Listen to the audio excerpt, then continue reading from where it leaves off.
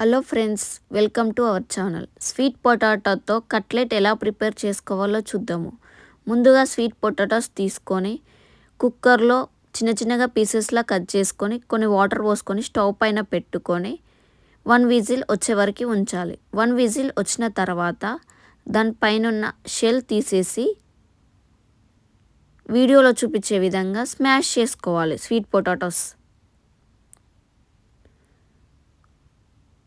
ఈ విధంగా స్మాష్ చేసుకున్న తర్వాత ఒక ఆనియన్ తీసుకొని చిన్న చిన్నగా పీసెస్లా కట్ చేసుకొని అందులో వేసుకోవాలి.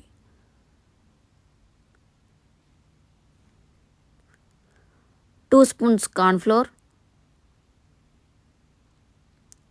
తగినంత రైస్ ఫ్లోర్,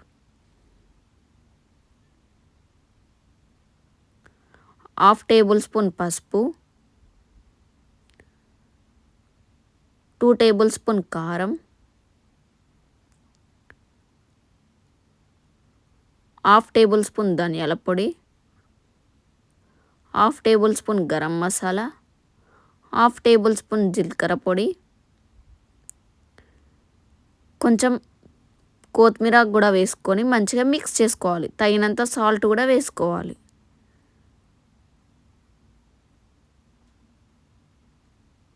ఈ విధంగా మిక్స్ చేసుకున్న తర్వాత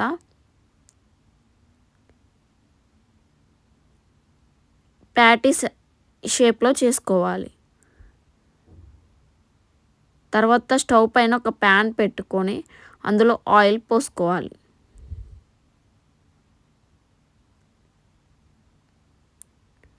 ఆయిల్ హీట్ అయిన తర్వాత మనం ముందుగా ప్యాటీస్ షేప్స్ చేసుకున్నాం కదా, అవి అందులో వేసుకొని స్టవ్ అనేది లో ఫ్లేమ్లో పెట్టుకొని ఫ్రై చేసుకోవాలి.